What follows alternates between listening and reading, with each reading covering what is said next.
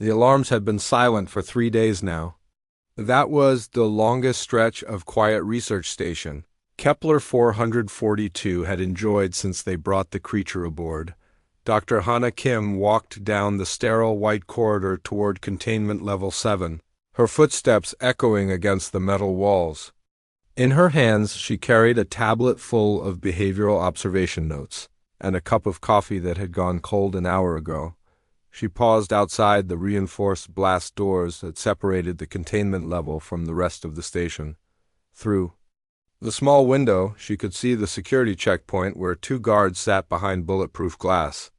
They looked up as she approached, their faces showing the same mixture of respect and pity she had grown used to over the past month.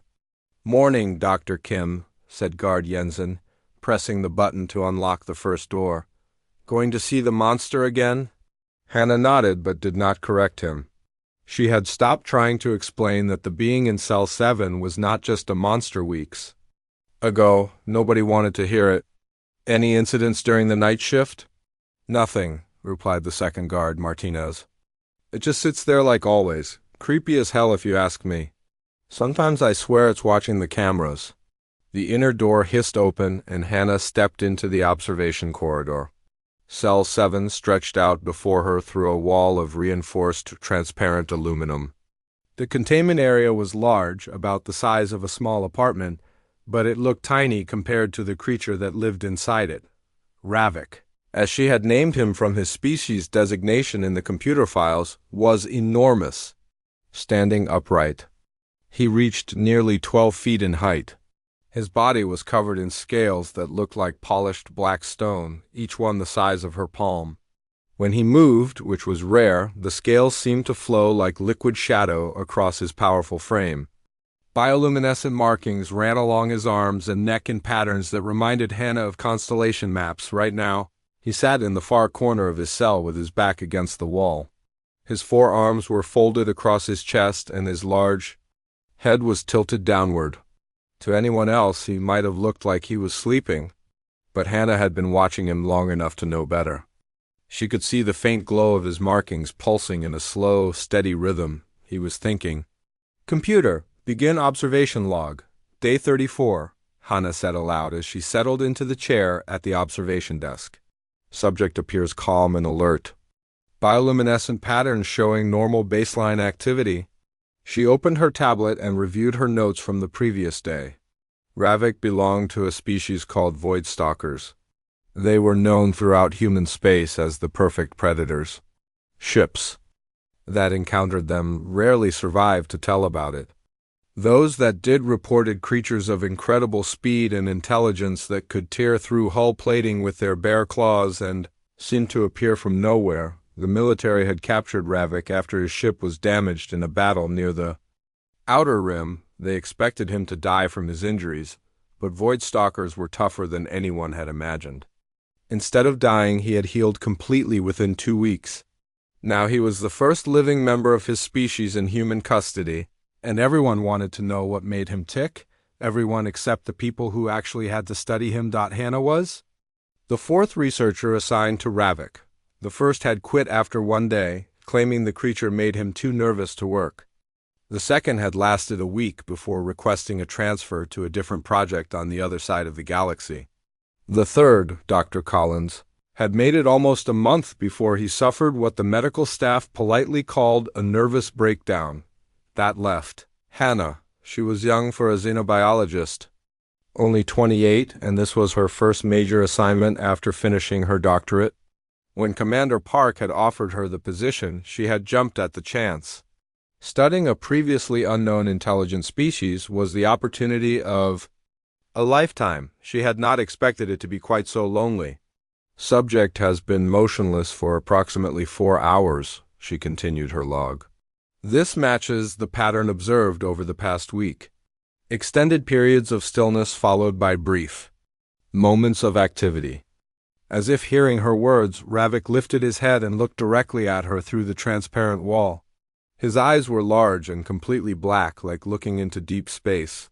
There was no visible iris or pupil, but somehow Hannah could tell exactly where he was looking.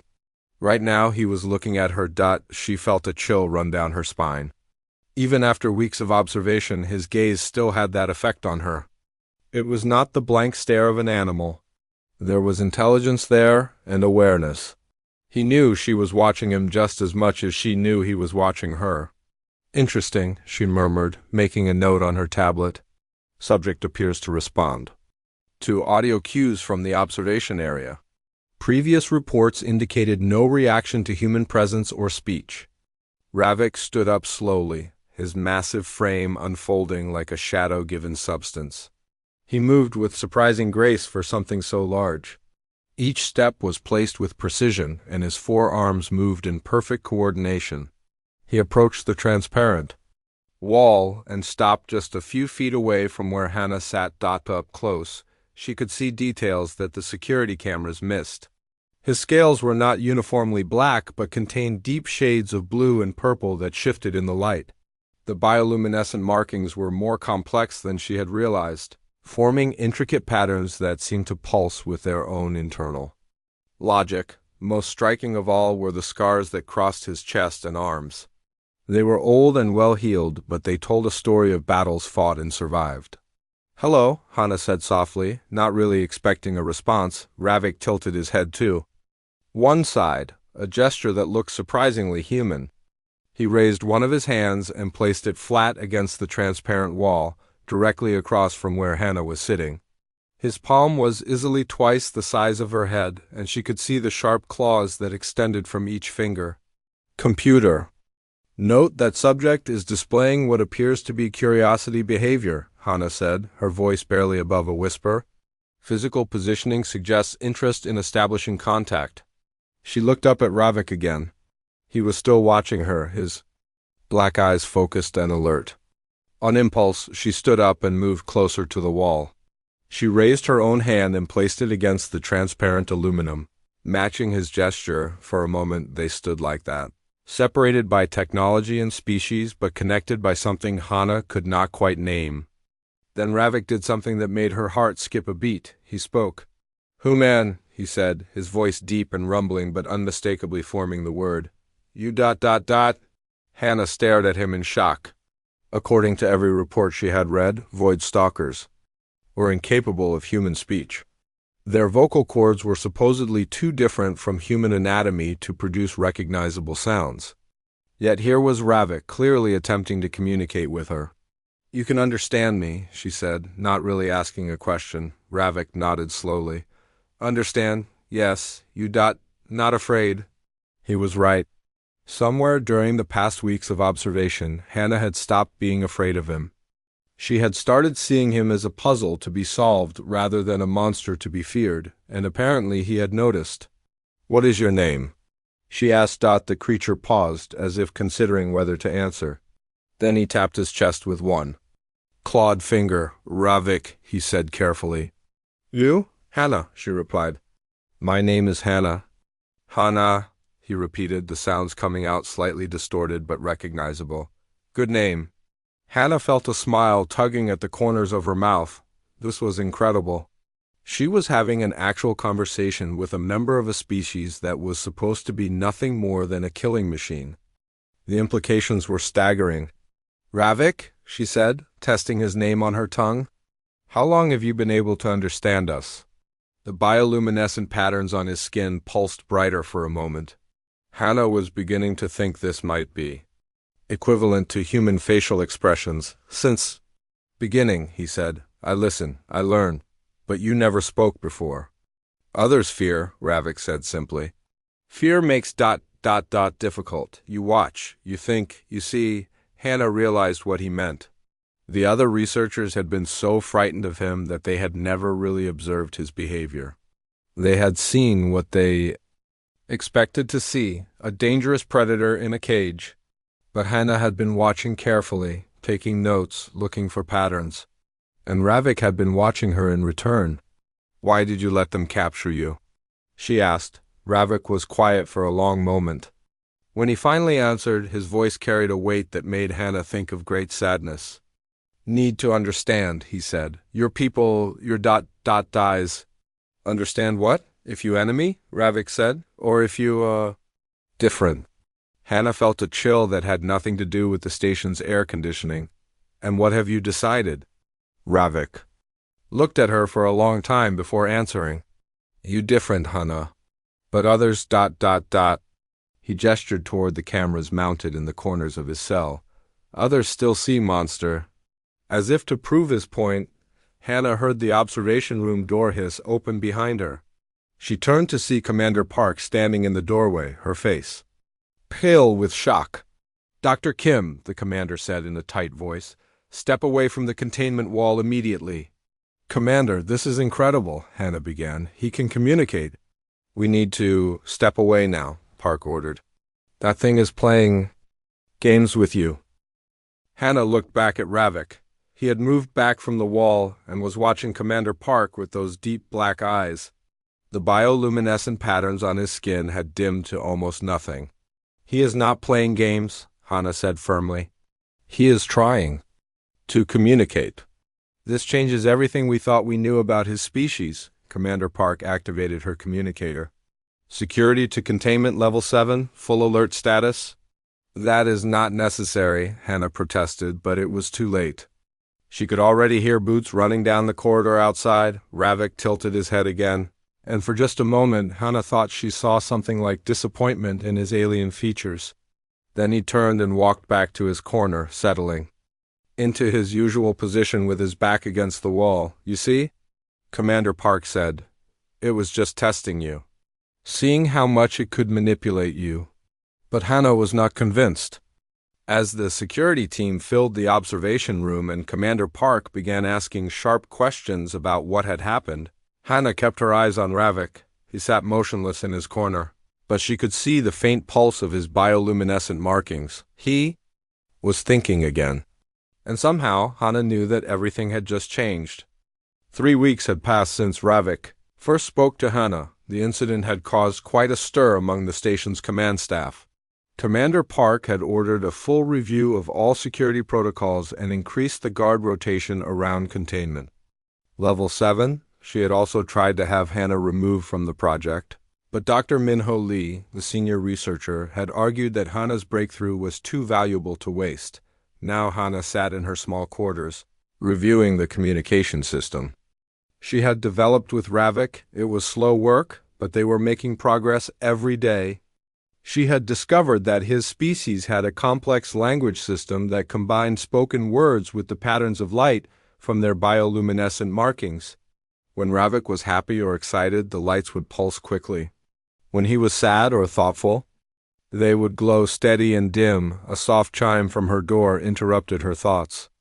Come in, she called. Dr. Lee entered, carrying 2 cups of coffee and wearing the tired expression he had worn constantly since the review board meetings began.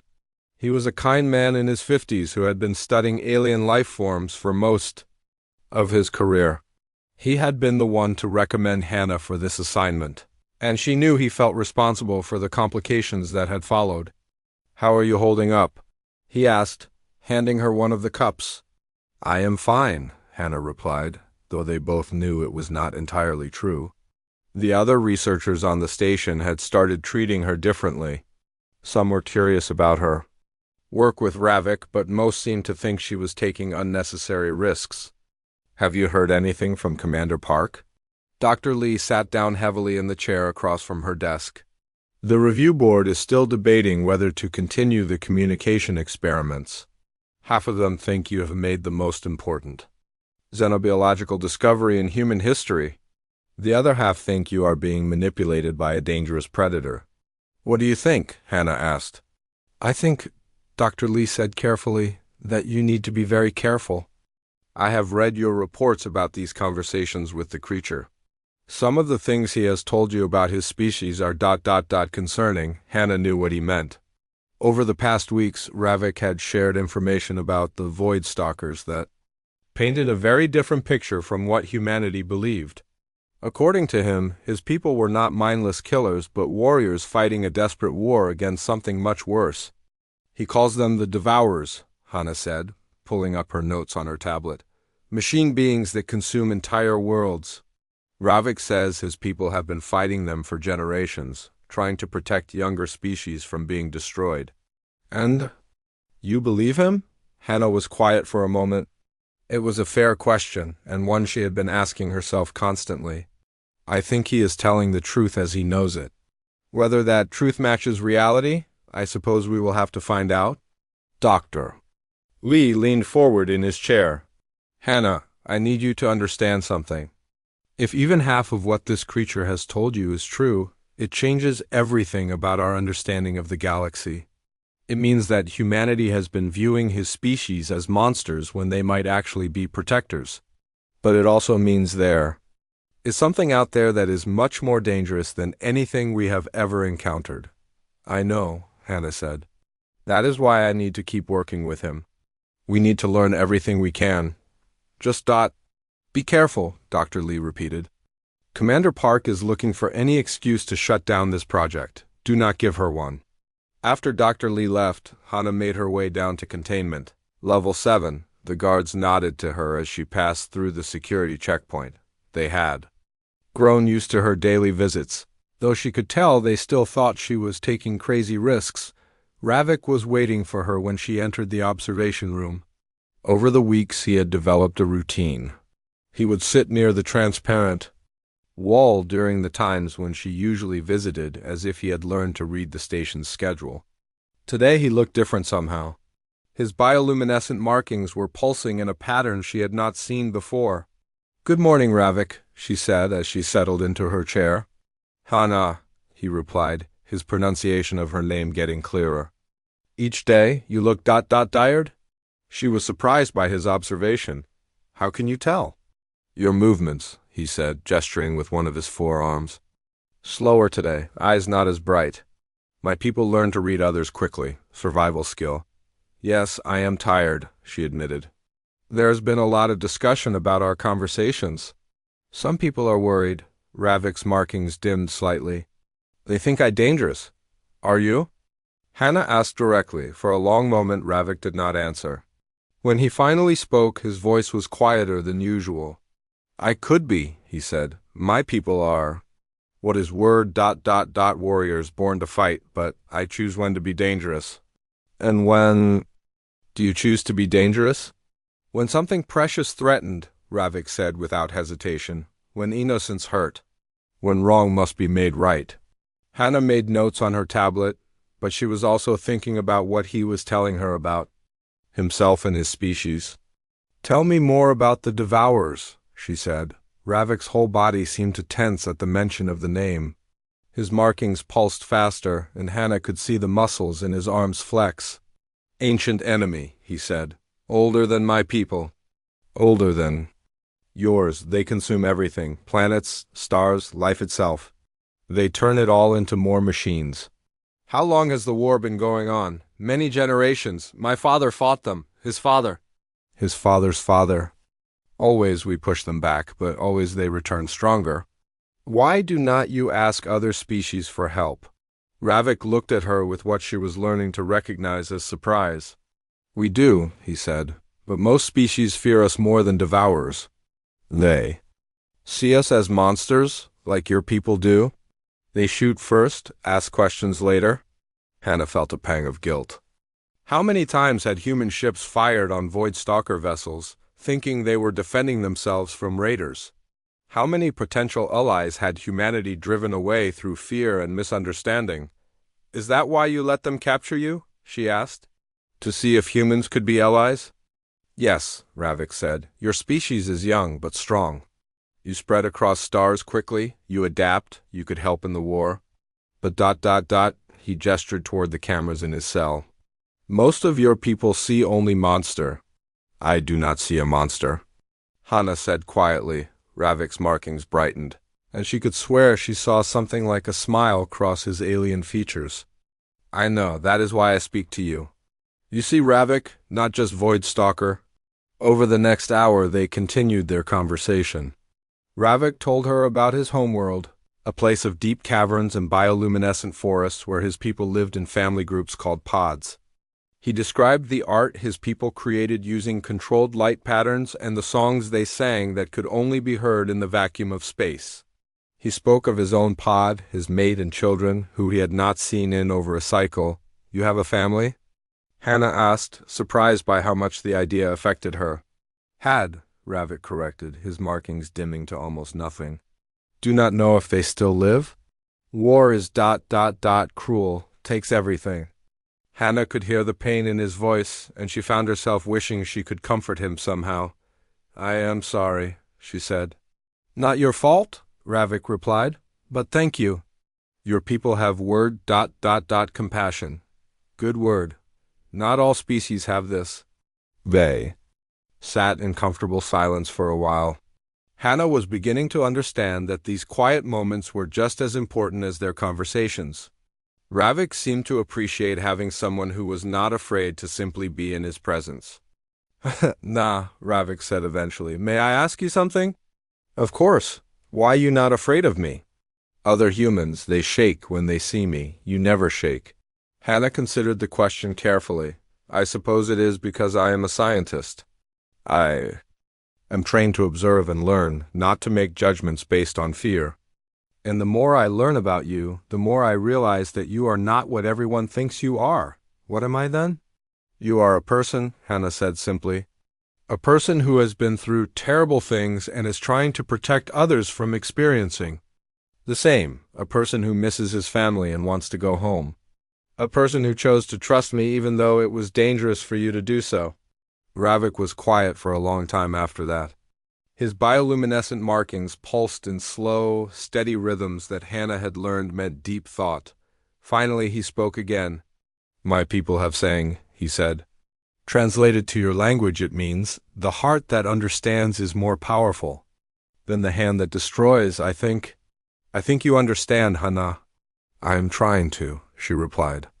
That is enough, Ravik said. That is more than most. As Hannah prepared to leave for the day, she found herself reluctant to go. These conversations with Ravik had become the highlight of her day. He was intelligent, thoughtful, and despite his fearsome appearance, surprisingly gentle in his speech and manner.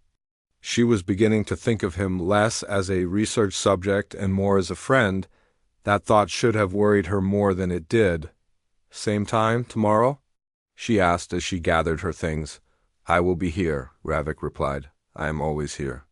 There was something in the way he said it that made Hannah pause. Ravik, you could break out of this cell, could not you? If you really wanted to, his markings pulsed once brightly. Yes, then why do not you? The station's artificial night cycle had begun, and most of the crew was either sleeping or working the quiet night shifts. Hannah should have been in her quarters, but instead she found herself in the observation deck that overlooked the main docking bay. She came here often now when she could not sleep, which was becoming more frequent. Through the large windows, she could see the stars scattered across the endless black of space. Somewhere out there was Earth, though it was too far away to see, even as a dot of light. Somewhere else out there were Ravik's people, fighting their ancient war against an enemy she was only beginning to understand. Cannot sleep either? Hannah turned to see Ravik's reflection in the window behind her. She had not heard him approach, but then again, his people were known for moving silently when they chose to. He stood a respectful distance away, his bioluminescent markings glowing softly in the dim light of the observation deck. What are you doing here? She asked, though she was not really surprised to see him. Over the past 2 weeks, their conversations had moved beyond the scheduled observation sessions. Ravik had learned the station's routines well enough to know when areas would be empty, and the security system had been modified to allow him limited access to common areas during night hours. Dr. Lee had argued that keeping him locked in his cell constantly was both cruel and counterproductive to their research. Same as you, Ravik replied, moving to stand beside her at the window. Looking at stars, thinking about home. They stood in comfortable silence for a while. This had become their routine. Hannah would come to the observation deck when she could. Not sleep, and somehow Ravik would always find his way there too. She had stopped questioning how he managed to move through the station without triggering alarms. She suspected he had learned more about their security systems than anyone realized. Tell me about your world, Hannah said quietly. Ravik's markings pulsed gently. Ketha Prime, he said. Very different from your worlds. No bright sun like this system. Our star is old, dying, but that makes the bioluminescent life shine brighter. Entire forests of trees that glow like my markings.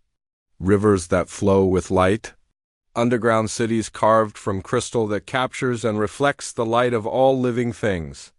It sounds beautiful. It was, Ravik said, and Hannah heard the past tense. Devourers found it 6 cycles ago. My pod. We evacuated as many as we could, but the world itself, he gestured toward the stars, gone now. Nothing left but dead rock and metal. Hannah felt her chest tighten. I am sorry, I did not know. How could you know? Your people think we are raiders, killers. They do not know we are refugees. The word hit Hannah like a physical blow, refugees. She had been thinking of Ravik as a captured enemy, then as a potential ally. She had never considered that he might be homeless, displaced by a war that had consumed his entire world. Is that why you really let them capture you? She asked. Not just to study humans, but because you had nowhere else to go? Ravik was quiet for a long moment. When he spoke, his voice was softer than she had ever heard it. Perhaps. Does it matter? It matters to me. Why? Hannah looked at his reflection in the window. Even in the dim light, she could see the intelligence in his dark eyes, the careful way he held himself, the subtle expressions that crossed his alien features. Over the weeks, she had stopped seeing him as a creature or even as an alien. He was simply Ravik, her friend who had lost everything and was trying to find his place in a hostile galaxy.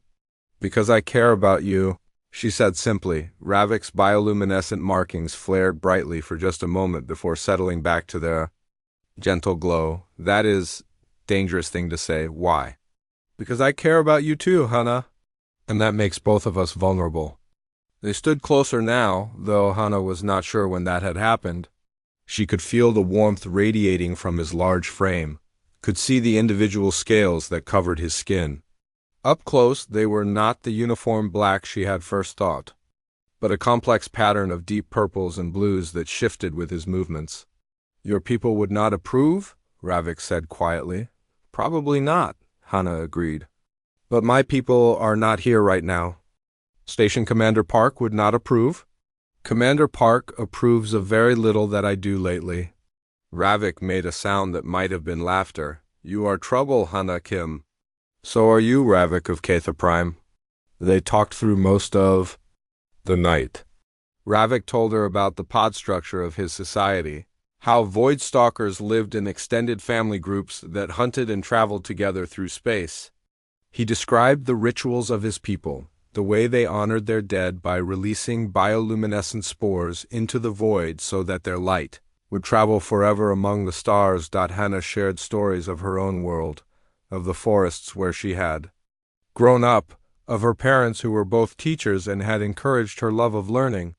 She told them about her first day at the university, about her professors who had taught her to look beyond surface appearances to find the truth underneath.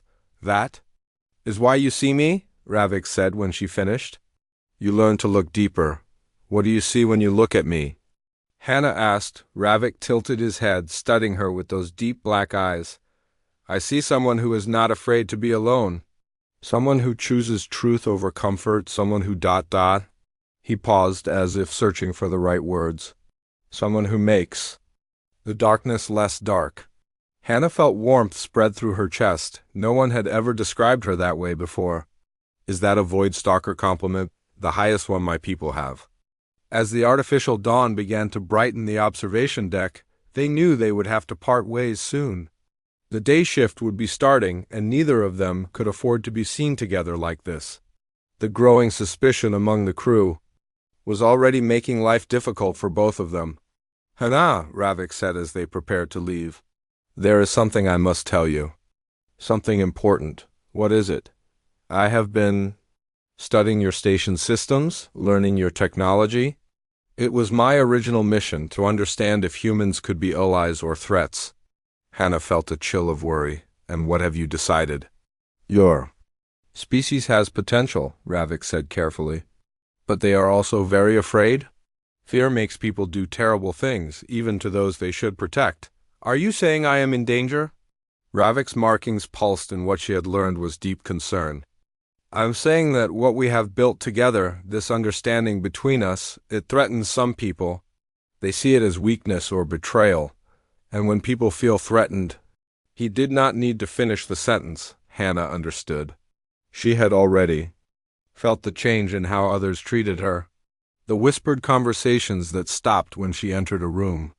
The way some of her fellow researchers looked at her with suspicion or pity. The increasingly sharp questions from Commander Park about her methods and motives. What do you think we should do? She asked. Be careful, Ravik said. Trust few. And remember that if something happens to you, I will not remain passive. There was something in his tone that made Hannah look at him more carefully. What do you mean? I mean that you have become precious to me, Hannah. And I told you before, I choose to be dangerous when something precious is threatened. A week later, Hannah's worst fears began to come true. She was reviewing data files in her quarters when Dr. Lee knocked on her door. His face was grave when she let him in. We need to talk, he said without preamble. What has happened? Commander Park has called a meeting with the senior staff. There are concerns about your relationship with the creature. His name is Ravik, Hannah said firmly. That is exactly the kind of thing that has people worried, Dr. Lee replied. You are becoming too emotionally invested in this project. Some people are questioning whether you can maintain scientific objectivity. My work speaks for itself. I have learned more about his species in 2 months than all previous research combined. I know that, and I have been defending your methods. But there are limits to what I can do. Dr. Lee sat down heavily. There are rumors, Hannah. People are saying you spend too much time with the creature, that you have been seen talking to him during off hours, that you are showing signs of what some are calling alien influence. Alien influence? Hannah could not keep the anger out of her voice. That is ridiculous. Is it? Look at yourself, Hannah. When was the last time you socialized with other humans on this station? When did you last attend a crew gathering or eat in the common dining area? You spend all your time either with the creature or alone. Hannah wanted to argue, but she realized Dr. Lee was right. She had been isolating herself from the rest of the crew, partly because of their suspicious looks and partly because she simply preferred Ravik's company. Their conversations were more interesting than anything she could find in the mess hall or recreation areas. Even if that were true, it does not affect my work, doesn't it? You're supposed to be studying a dangerous alien predator, but your reports read more like character studies of a friend. You have recommended reducing security measures, increasing his freedom of movement, and establishing regular communication protocols. Some people think you are being manipulated. And what do you think? The mess hall fell silent when Hannah entered. She had been dreading this moment for days, but she needed to eat and could not avoid the common areas forever. Conversation stopped mid-sentence as she made her way to the food dispensers. She could feel dozens of eyes watching her every movement. Well, well, came a voice from behind her. Look who finally decided to join the human race. Hannah turned to see Soyoung Han, a fellow researcher who had once been her friend. They had gone through training together, had shared late-night study sessions, and complained about difficult professors. Now Soyoung looked at her with a mixture of disgust and pity. Hello, Soyoung, Hannah said quietly, trying to keep her voice steady. Hello? Soyoung laughed, but there was no humor in it. That is all you have to say? After weeks of ignoring everyone on this station to play house with your pet monster? A few other researchers had gathered around them now. Hannah recognized most of them. People she had worked with. People she had considered colleagues, if not friends. Now they looked at her like she was something strange and dangerous. His name is Ravik, Hannah said, immediately regretting the words as soon as they left her mouth. His name? Dr. Jinwoo Park, no relation to the commander, stepped forward with a sneer. It has a name now? What is next, Hannah? Are you going to ask us to set a place for it at the dinner table? Maybe she already has, suggested Dr. Youngmin Choi from the back of the group. I heard she has been having private meetings with the thing. Very cozy, I'm sure. The laughter that followed was cruel and harsh. Hannah felt her face burning with embarrassment and anger. These people had no idea what they were talking about. They had never tried to understand Ravik or his people. They saw only what they wanted to see. "You do not understand," Hannah began. But Soyeon cut her off. "Oh, we understand perfectly," she said. Poor little Hannah could not make friends with humans, so she found herself a nice monster to talk to instead. "Tell me, does it pretend to care about you? Does it make you feel special?" "That is enough," Hannah said, her voice rising. "Is it though?" Jinwoo stepped closer. "Because some of us are starting to wonder whose side you are really on? That thing is a killer, Hannah. Its species has destroyed human ships, murdered human crews, and you sit there chatting with it like it is your best friend." "You have no idea what you are talking about," Hannah shot back. "If you had bothered to read my reports instead of just making assumptions—" "Your reports?" Soyeon laughed again. "You mean your love letters to your alien boyfriend?" "We have all read them, Hannah. They are pathetic." The words hit Hannah like a physical blow. Her reports were supposed to be confidential, available only to senior staff and the research team. If everyone had read them, it meant someone in authority had deliberately shared them to embarrass her. "That information is classified," she said weakly. "Not anymore," Youngman called out. "Commander Park made them available to all senior staff. Said we needed to understand the full scope of the problem." "Problem?" Hannah felt the last of her composure slipping away. "I have made the greatest xenobiological discovery in human history, and you call it a problem." "You have been compromised by an alien predator," Jinwoo said bluntly, "and now you are a security risk. Everyone knows it except you." The mess hall had gone completely quiet now. Everyone was watching the confrontation, waiting to see what would happen next. Hannah looked around at the faces surrounding her. These were people she had worked with, lived with, shared the isolation of deep space with. Now they looked at her like she was a traitor. "I am trying to build a bridge between our species," she said desperately. "Trying to prevent future conflicts through understanding. That is what science is supposed to do." "Science?" Soyeon shook her head. "What you are doing is not science, Hannah. It is fantasy. You have convinced yourself that Monster cares about you, but it is just using you. And when it gets what it wants, it will kill you just like it would kill any other human." "You are wrong," Hannah said, but her voice lacked conviction. A constant criticism and isolation were beginning to wear her down. Sometimes, in her darkest moments, she wondered if they might be right. Was she being foolish? Was Ravik manipulating her somehow? "Am I?" Soyeon leaned closer. "Tell me, Hannah, what happens when your monster friend gets tired of playing games? What happens when it decides it wants out of that cell? Do you think it will spare you because you were nice to it?" Before Hannah could answer, Security Chief Taiwan Choi entered the mess hall. He was a large man with cold eyes and a reputation for being tough on anyone who challenged station security. He looked around the room, taking in the scene before his gaze settled on Hannah. "Dr. Kim," he said formally, "Commander Park wants to see you, now." The walk to Commander Park's office felt like the longest journey of Hannah's life. She could feel the eyes of the crew following her as she left the mess hall. By tomorrow, everyone on the station would know about the confrontation. Her humiliation would be complete. Commander Park was waiting behind her desk when Hannah arrived. The office was stark and military, with no personal touches or decorations. The commander herself looked tired and stressed, but her eyes were hard when she looked at Hannah. "Sit down, Dr. Kim." Hannah took the chair across from the desk, her hands clasped tightly in her lap. "I suppose you know why you are here," Commander Park began. "Because I am doing my job?" Hannah replied, unable to keep the bitterness out of her voice. "Because you have become a security risk," the commander corrected. "Your behavior over the past weeks has been increasingly erratic. You have isolated yourself from your colleagues, spent unauthorized time with a dangerous alien specimen, and shown signs of what can only be described as emotional compromise. I have made more progress in understanding the Void Stalker species than anyone thought possible. You have developed an unhealthy attachment to a creature that could kill you.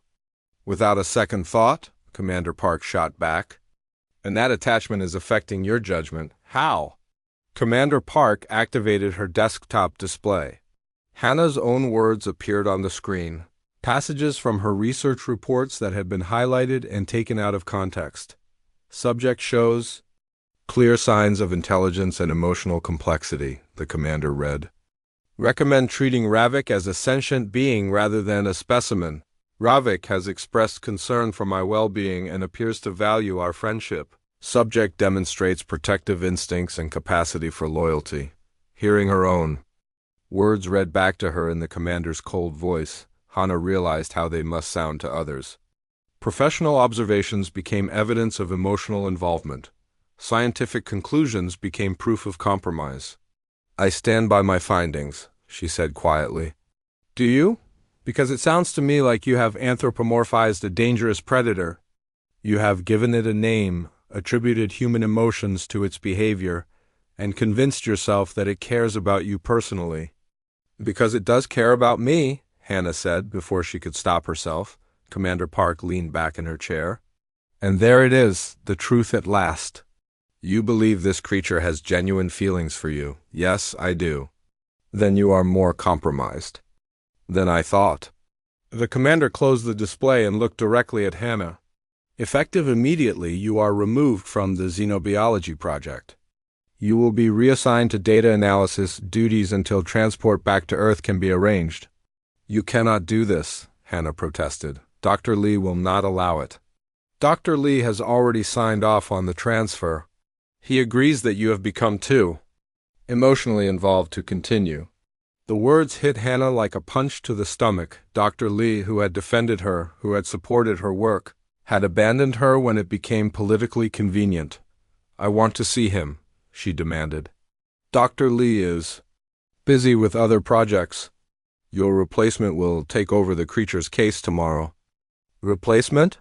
Dr. Marcus Webb from the Military Research Division. He has experience with hostile alien species. He will approach this project with the proper scientific detachment. Hannah knew Dr. Webb by reputation. He was brilliant but cold, the kind of researcher who viewed alien life forms as problems to be solved rather than beings to be understood. Under his care, Ravik would become nothing more than a specimen again. What about my research? My notes? Will be turned over to Dr. Webb, along with a recommendation that all communication experiments be terminated immediately. You cannot cut off all communication. He is a sentient being. It is a dangerous alien predator, Commander Park corrected. And it has been using its supposed intelligence to manipulate you. The communication experiments end now. The creature will be studied through observation only. Hannah felt tears threatening to spill over. And what happens to Ravik after that? Commander Park was quiet for a long moment. When she spoke, her voice was carefully neutral. That will depend on what Dr. Webb's research reveals about the threat level posed by its species. The implication was clear. If Webb concluded that the Void Stalkers were irredeemably hostile, Ravik would be terminated. All of his knowledge about the Devourers, about his people's true nature, about the war being fought across the galaxy, would die with him. This is wrong, Hannah whispered. This is necessary, Commander Park replied.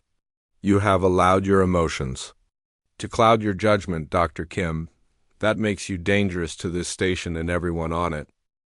As Hannah left the commander's office, she felt completely alone for the first time since arriving on the station.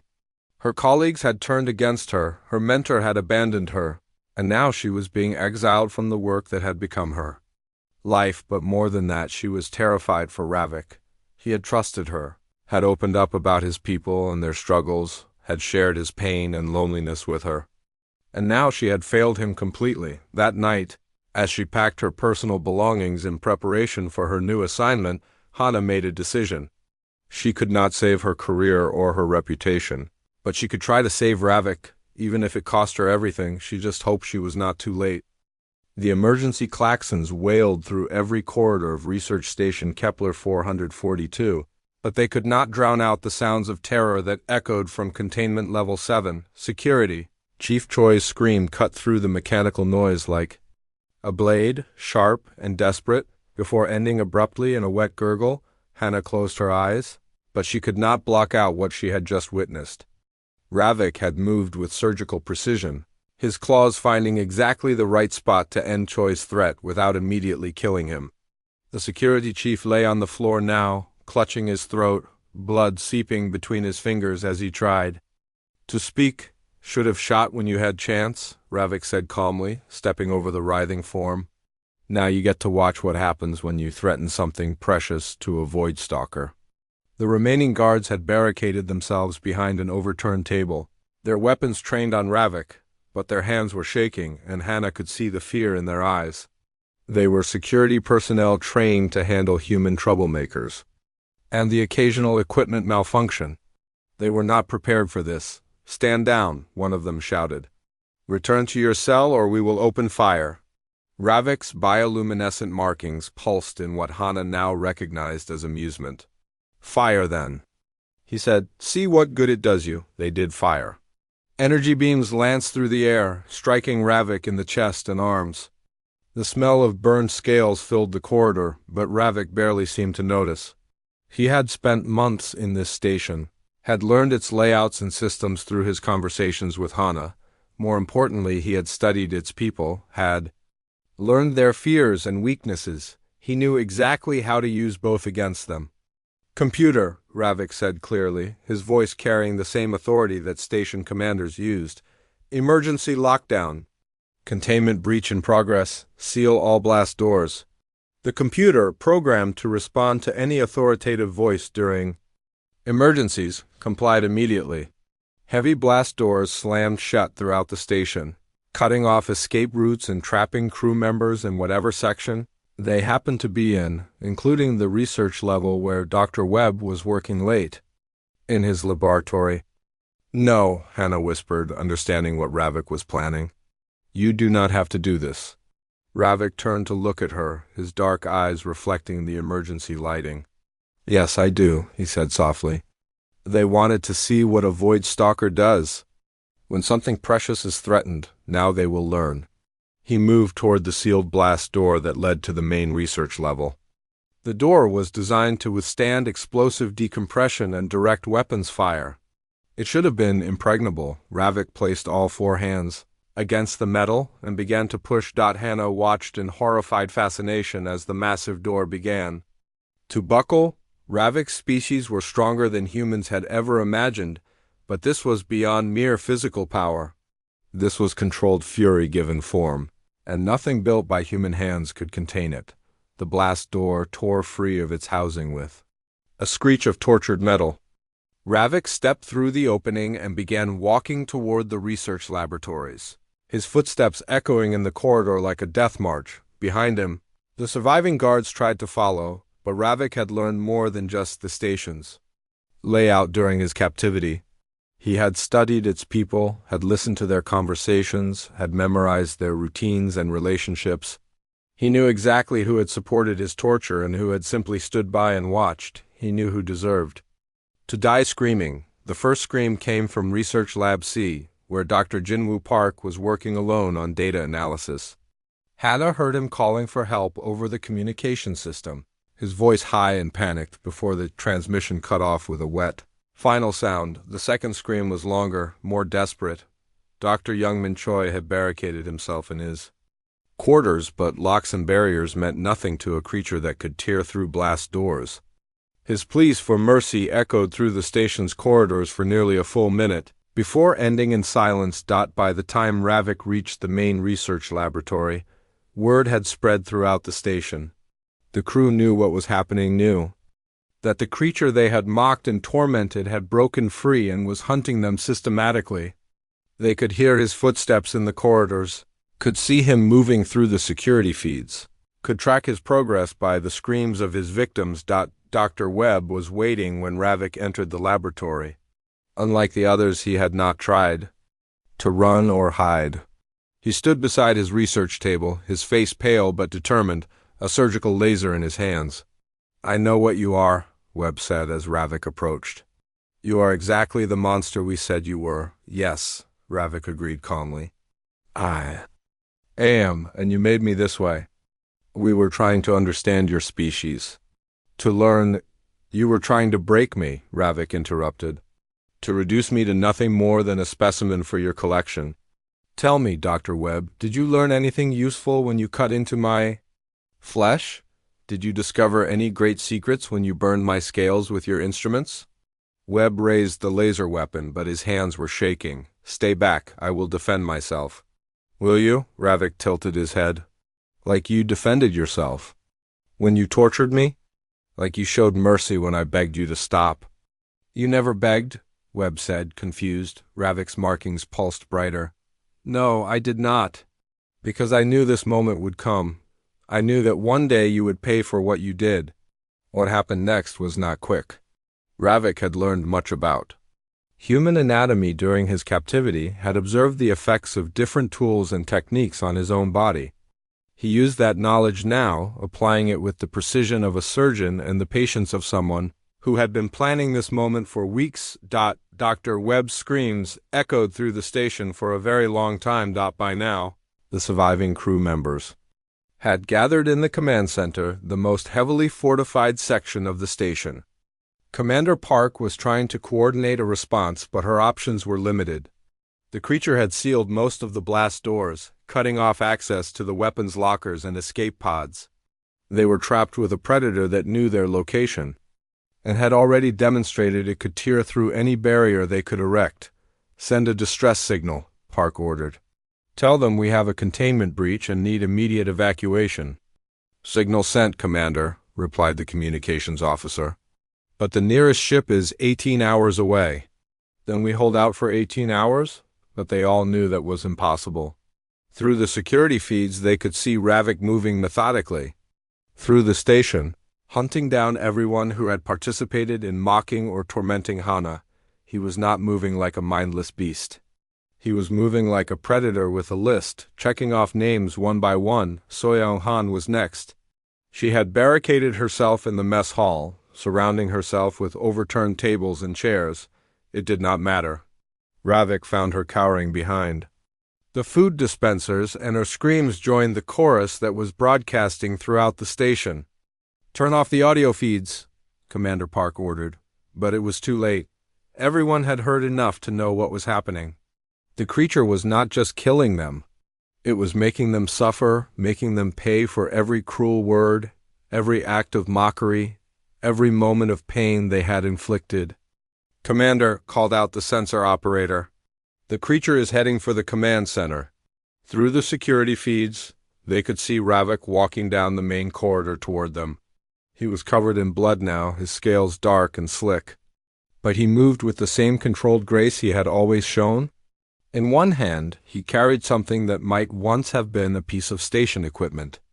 Now it was a makeshift weapon, sharp and terrible. Seal the command center, Park ordered. Full lockdown. The blast doors slammed shut, and the electromagnetic barriers activated. The command center was designed to be the safest place on the station, capable of withstanding almost any assault. It lasted exactly 37 seconds. When Ravik tore through the final barrier, the surviving crew members could only stare in horrified silence. This was what they had captured, what they had tortured, what they had thought they could control. This was the monster that Hana had called a friend. Commander Park, Ravik said politely, as if they were meeting for a routine briefing. We need to talk. Park drew her sidearm, knowing it was useless but unable to simply surrender. What do you want? Justice, Ravik replied. You took something precious from me. You turned the person who showed me kindness into an outcast. You were going to kill me for the crime of existing. Now you pay the price. Where is Dr. Kim? Park demanded. What did you do to her? Ravik's markings pulsed once. Hana is safe. She is the only human on this station who treated me with respect, who tried to understand rather than judge. She will live to tell others what happened here. And the rest of us? Ravik smiled, and it was the most terrifying expression any of them had ever seen. The rest of you will provide a lesson to future generations of humans. You will teach them what happens when kindness is met with cruelty, when understanding is met with mockery. What followed was not a battle. It was an execution, carried out with the methodical precision of someone who had been planning it for months. Commander Park's screams joined those of her crew, broadcasting throughout the station and out into space where the automatic distress beacon carried them to any ships within range. When it was over, Ravik made his way back to containment level 7. He found Hana sitting in the observation room, her face pale and streaked with tears. She looked up when he entered, and he saw no fear in her eyes. "Only sadness. It is done," he said quietly. "I know," she replied. "I heard." They sat together in silence for a while, surrounded by the wreckage of the station and the echoes of what had transpired. Finally, Hana spoke. "What happens now?" Ravik moved to the window that looked out into space. In the distance, they could see the lights of an approaching rescue ship, drawn by the distress beacon that was still broadcasting the sounds of terror and death. "Now your people must choose," Ravik said. "They can learn from what happened here. Can understand that my people are not the monsters they believed us to be, or they can continue in their fear and ignorance and face the consequences when the devourers come. And if they choose wrong?" Ravik's markings pulsed once, dim and sad. "Then this station will not be the last place where their screams are the last sound heard." As the rescue ship drew closer, Hana realized that everything had changed. The galaxy was a larger and more dangerous place than humanity had ever imagined, full of ancient wars and cosmic threats that dwarfed their petty concerns. And somewhere in the darkness between stars, other void stalkers were fighting and dying to protect younger species from horrors beyond imagination. The question now was whether humanity would prove worthy of that protection, or whether they would join the long list of species that had chosen fear over understanding, cruelty over compassion. The answer would determine the fate of both their peoples.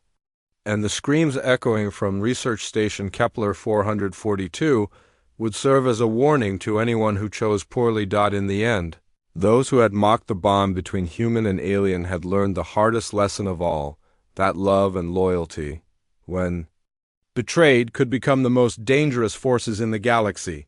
Their screams were indeed the last sound heard on Research Station Kepler 442, but across the stars, other ears were listening and other voices were preparing to answer.